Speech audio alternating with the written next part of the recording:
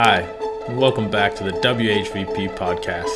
In this week's podcast, the WHVP team sits down and discusses the role of wealth managers, how they interact with clients, and how clients interact with them. We also discuss the financial principle of expansionary policies. Unfortunately, this week, we had some technical difficulties with the sound, so you may need to turn the sound up. Now join us as we get into talking about what we got up to on the weekend. Let's get into it. Yeah, cool. Let's get into it then. How's you guys' weekend?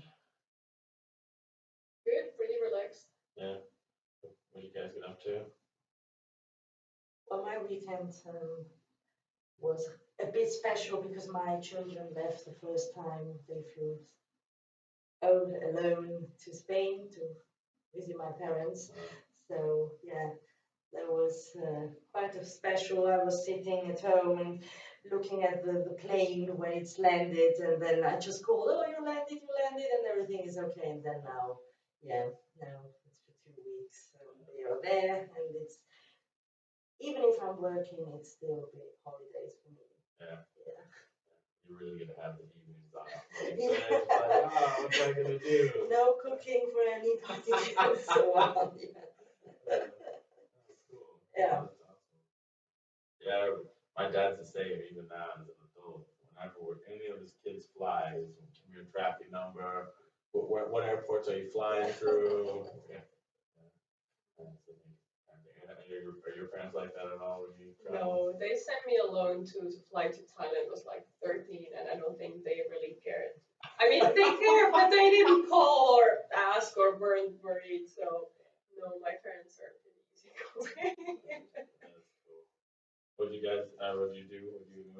I was at a very lovely birthday party on Saturday on the lake of Zurich, and the whole lake is over flooded. Like I didn't realize that, but like the water actually comes like a couple meters into like the state promenade, which was really weird to see.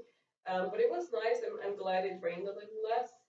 And then on Sunday, I went brunching for the first time in quite a while. So I'm enjoying my free weekends as well now that I'm done with my paper and all of that. Cool. Brunch. Yeah. Where'd you guys go to eat brunch? In Beautiful. Okay. Cool. Nice. Like, good. Was it like a buffet style brunch or? No. It was a la carte. So I had this like very nice little. It was like similar to bruschetta with like salmon and avocado and stuff like that. Very good cappuccino. Yeah, it was nice. Cool. Just the two of you, or Me and a friends? friend. With a friend. Okay. Yes, yeah. My oldest friend, she's a childhood friend. We met when we were like 5 or 6, and we still see each other a couple of times a year, so that's always nice. That's cool. It's cool to have and maintain those relationships that you've known someone for so long. Yeah. Cool. What did you do? Oh, so my job trials, I got with him. I also went to a birthday party in the same neighborhood as Oh, really? Yeah. But I didn't see her. I just thought, okay, I know where she lives, and I think this might be. I can imagine this would be where she lives. And today when I was talking to her, she's like, oh yeah, that was my neighbor. Really? Well, that's so funny. Yeah. It's very quiet, lovely little town. Yeah. Well, one of the most famous singers in Switzerland lives there. Yeah. DJ Bobo.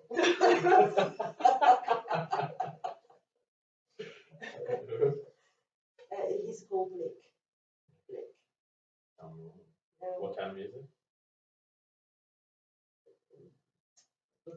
Pop rap, something. Yeah, something like It's that. like Swiss German. Yeah. Pop rap. I don't know. Does he sing? What's that one?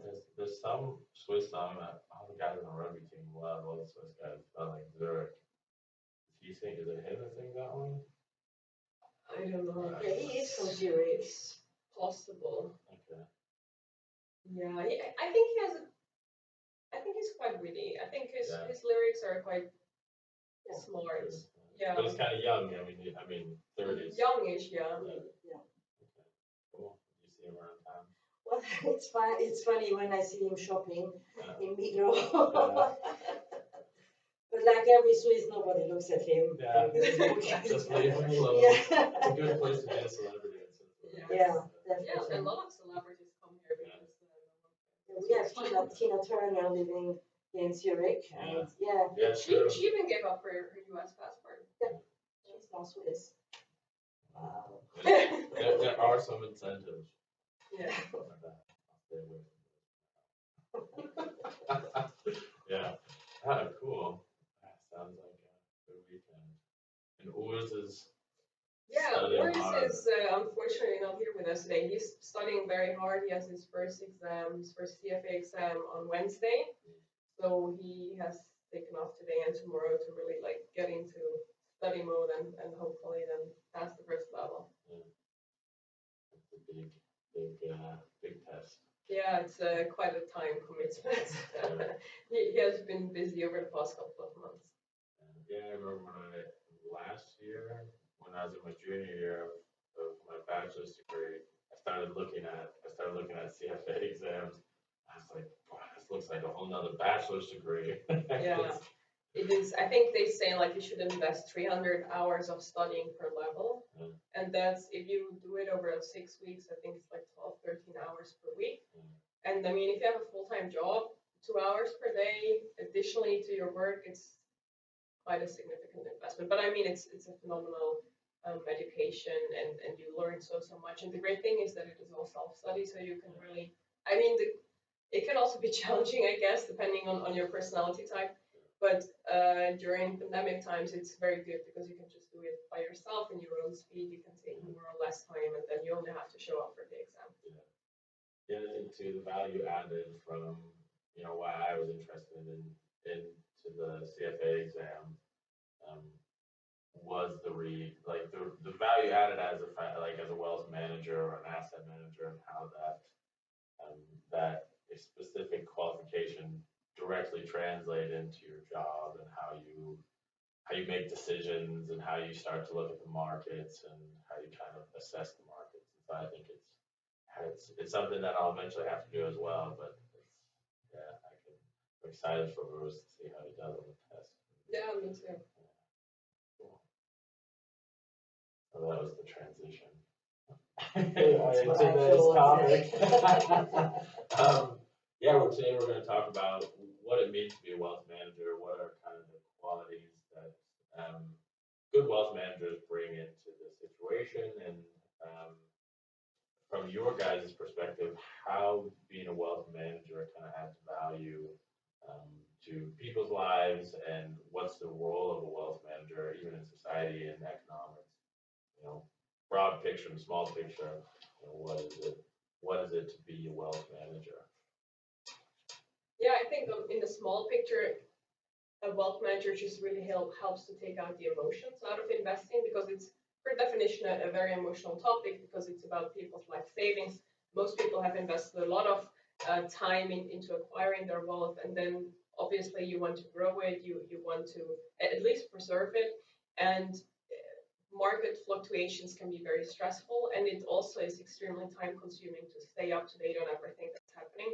And I think most people either don't have the time or don't have the passion to stay up to date on everything that's relevant in terms of investing, or they are just so stressed out by having it be their own responsibility that they can't really make the best and most rational decisions for themselves. Because if you employ a third party who does that as a profession, they can really look at your portfolio without the emotions involved, and they can get rid of bad investments, or they can make purchases during turbulent times that you might not feel comfortable doing just because you're so personally involved. I think that's the most obvious benefit. But I think another benefit that is quite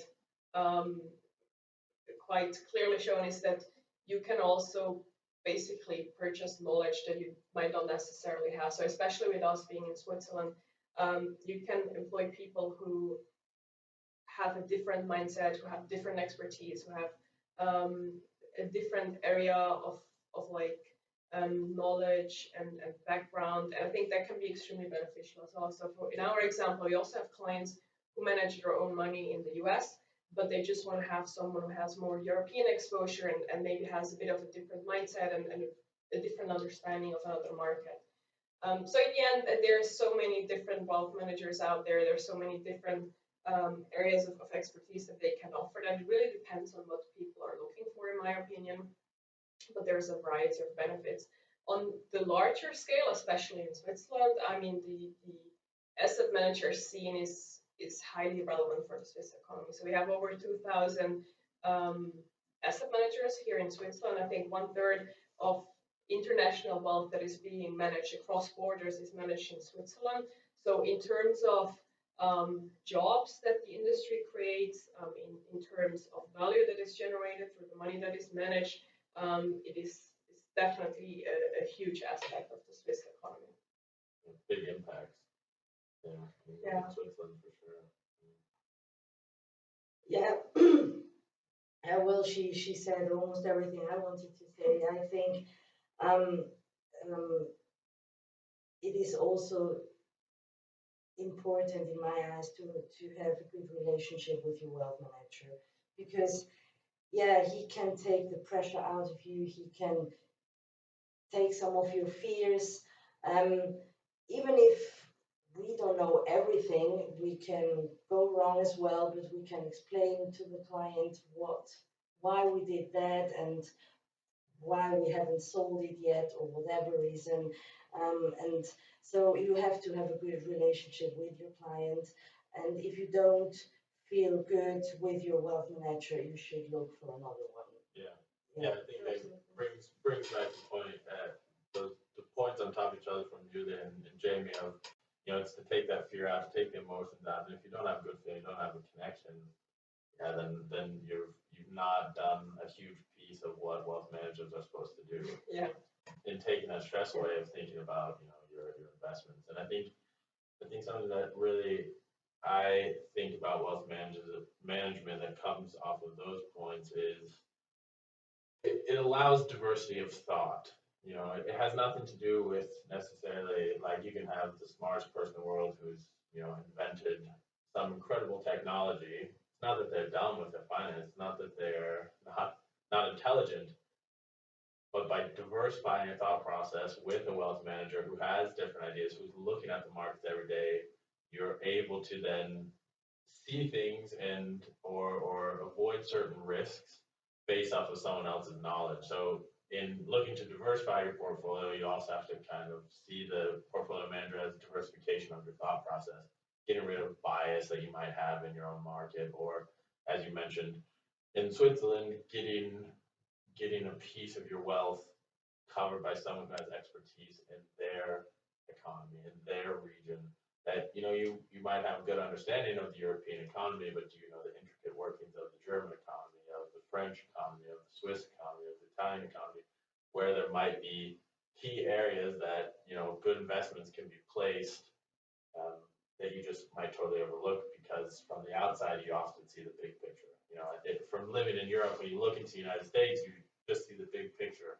You don't see what's happening in every single little state in the United States. You see what happens in some of the major areas, but there's huge movements in smaller areas that could be valuable.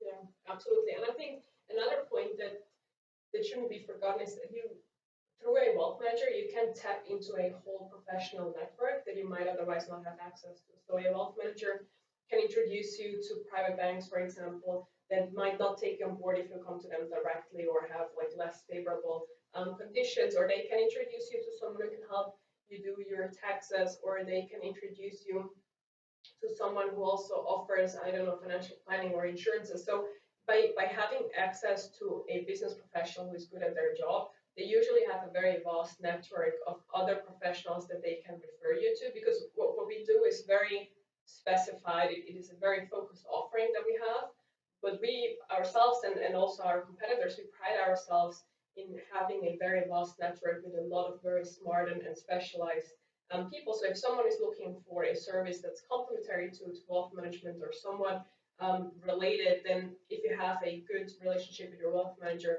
chances are very high that he or she can refer you to someone who can help you in another area of your financial life. And I think that's something that's that can add a lot of value to your life as well.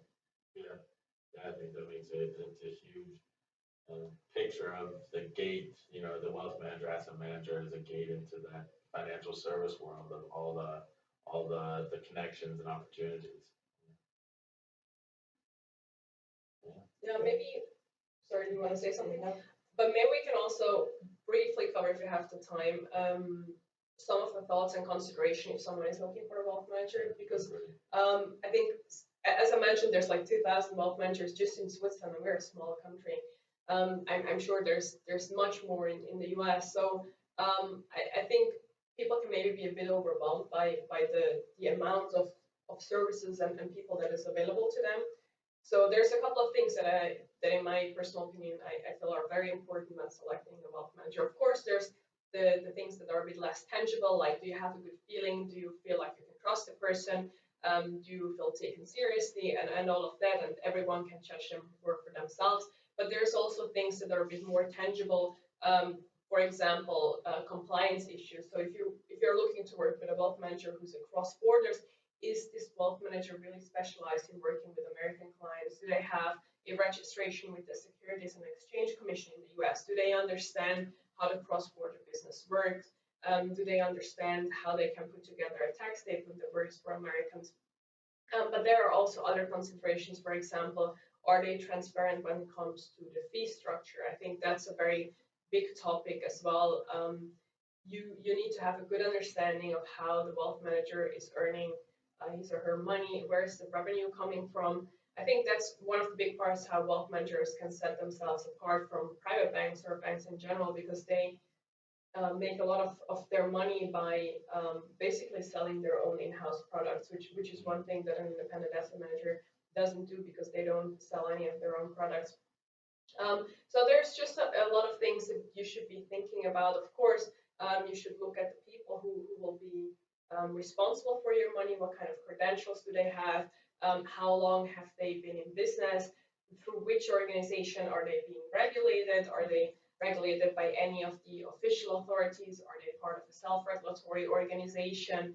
Do they have any track record of like legal issues? And I think those are all questions that should be available online. So there's the ADB2A brochure that every SEC registered investment advisor has to publish, but you should also feel comfortable asking those questions. And if you do have a professional wealth manager that you are considering, they should be open and in providing this information and answering any questions that you might have. So I think it's very important that you always feel comfortable asking your questions so that you receive the information that you feel is necessary for you to make a good decision. Yeah, so look out for the red flags of, Yes. People not being as transparent or forthright with certain information, and really taking a look deeper as a client yourself into every company you look for, because companies can look great on the outside. Yeah. But if you have any kind of feeling, even if it's a good feeling, it's never going to hurt you to take that second look, to go a little bit deeper, look at the credentials, as you mentioned, look at what's the track record of the history. I think that's really, really good points to bring up. In the end, again, coming back to the point that we talked about, how wealth managers are there to take away some of that fear. If you don't know what your wealth manager is, their track record, what they've done, that's just an added risk or fear that you have to deal with. Instead of taking those extra steps in the beginning to ask the right questions, not be afraid to ask those questions, and judging the answers, and then looking deeper at the company's track record. And I think a lot in today's time, a lot of wealth managers also have a lot of information online, not just about how their investment strategy looks like, which is important, but also about their philosophy, their team members, how they go about business, what their company culture is, what is important to them, what their general investment strategy and philosophy is. And I think also take your time in just observing the company and see what they put out there, see what they believe in.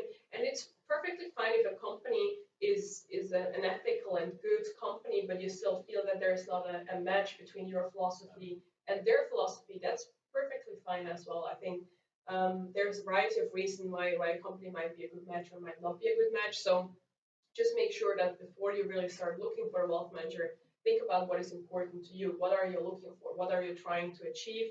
And maybe also put together a list of questions that you want to have answered, and make sure that you go through that list if you talk to those people. And I think it can never hurt to talk to maybe more than one company, talk to maybe 2 or 3, and just see where you feel that there's the best fit. Yeah, I think that's very important to talk to different companies so that when you feel that's a good match, then you can start with them. I think that's very important because it doesn't help anybody if you just start with strange feelings.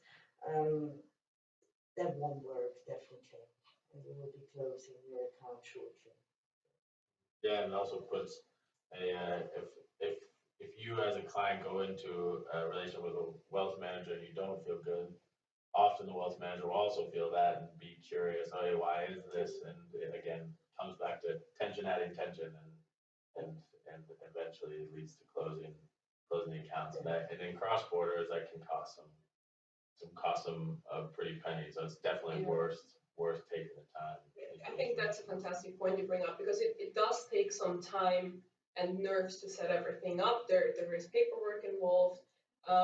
So if you make the right decision, I think you can have a fantastic, stable solution that can last decades or even over generations. So if it takes 2 months more to find someone who really clicks with you, I think it's worth waiting a month or 2 longer to really match with someone where you feel, okay, this is a person I can work with in the long term, instead of rushing into something and then after a year you're unhappy and then the whole process starts again. Yeah. I think that's really good point. Cool. Thank you guys for sharing.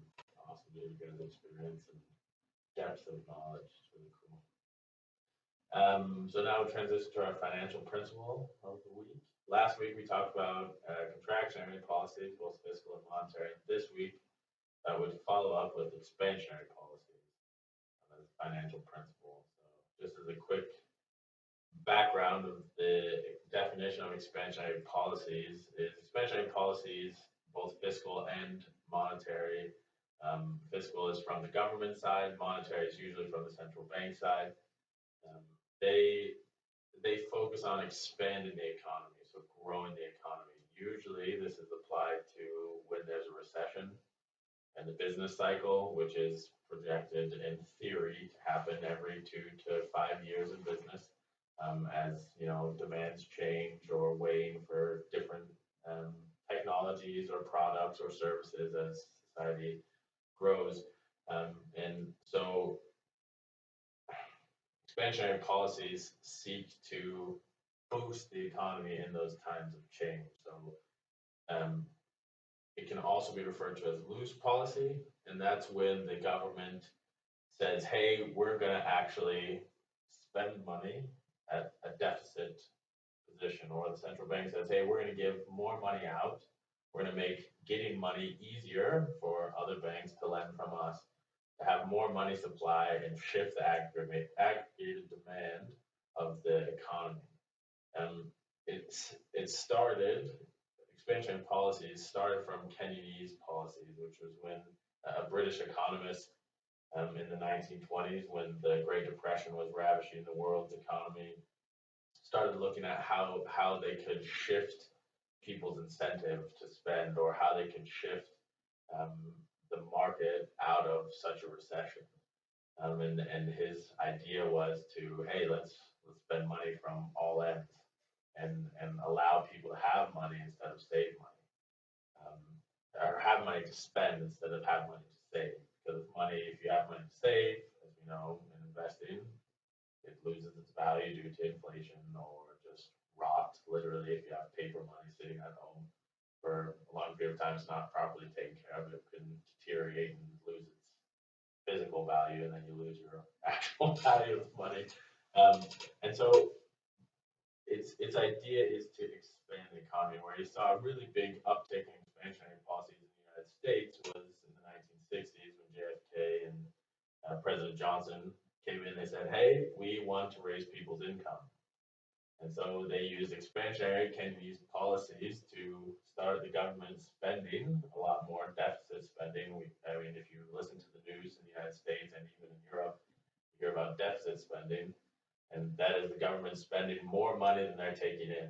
So they cut taxes and they spend more on infrastructure, on subsidies in certain sectors, and expansionary policies in general would like to be a even keeled move where you just inject money into the economy.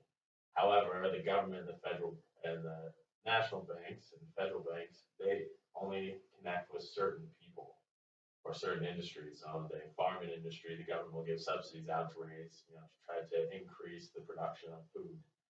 Or the Federal Reserve will lower the funds rate or the interest rate so that banks can then get more money. And the funds rate is how liquid a bank has to be, what reserves they have to keep of your money when you put in. And that allows banks to lend more. So if they have 50% reserve, they can only lend out 50% of the amount that they actually have. They drop that to 10, well, now they've just bumped up their ability to spend and create money by 40%, theoretically.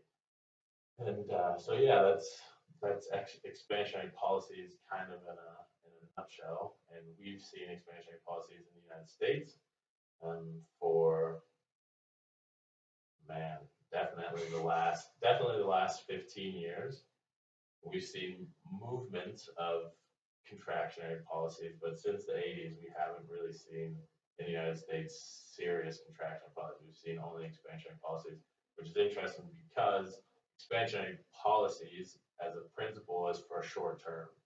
It's just to get over that 1-2 year recession. But its principle is growing the economy. So if you just keep doing it, things will grow and grow and grow and grow. Is so far has been the mindset behind it. Yeah, that was a really good overview. There's not much left to say for Julie and me.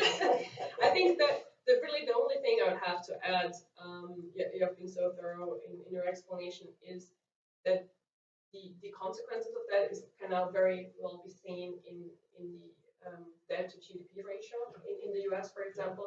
So we're now, I think, at around 140%. And that's something that worries quite a few people. Because there's other countries like Switzerland, for example, where we're around 40%, or there's countries like Liechtenstein, our very tiny neighboring country, where the debt is virtually zero. I think their ratio is like 0.5% or something like that. So there's definitely countries in the world that are a bit less extreme in their spending, and I think that's something that people should take into consideration when looking at financial jurisdictions is how is their government and how is their central banks behaving, and what does the strategy and the consequence in the budget look like. Yeah, and that's what we talked about in our previous episode about the Fed just announcing that they were going to raise interest rates and how the markets reacted. And Lewis brought up a great point. He said, hey, they needed to do it so they had wiggle room. Because we've been running expansionary policies for so long, people in the general in the market and as the demand creators have gotten so used to it that going into contractionary policies or any kind of step in that direction shocks people. But you see it here in Switzerland with a contractionary policy is the negative interest rate. And that seems counterintuitive to expansionary policies. But it's not just a linear scale of contractionary or expansionary. Switzerland has to control its money supply and the demand for its money because it's so big. They have to almost stop that demand by putting a negative interest rate on it so that the money holds its value. So it's these movements that government makes to just control things a bit more. And expansionary policies can quickly become a rolling snowball that just gets bigger and bigger and bigger and harder to control if not checked. So, yeah, it's cool to see Switzerland just announced, the finance minister announced that Switzerland's going to try to focus on cutting government spending, which is a real life example of contractionary policies being brought forward. That was, I don't know, maybe 3 weeks ago here, not too long ago. So that'll be interesting to see how it goes. Yeah, I remember when Switzerland came up with this negative interest rate. I don't know how long it was ago. It was a while ago. It was confusing for everybody because nobody knew what's going to happen with the negative interest rate. But now we are used to it, and I don't think that people are very frustrated. However, in the US, everybody is quite frustrated with what the government is doing, and so I think it is important to explain to the people why they are doing such things, and then stop at some time. Thanks for joining us in this week's discussion. If you have any more questions about WHVP or you'd like to get to know more about us, check us out at whvp.ch or look for us on any of our social media handles at LinkedIn, Facebook, or Instagram by searching WHVP. Have a great week.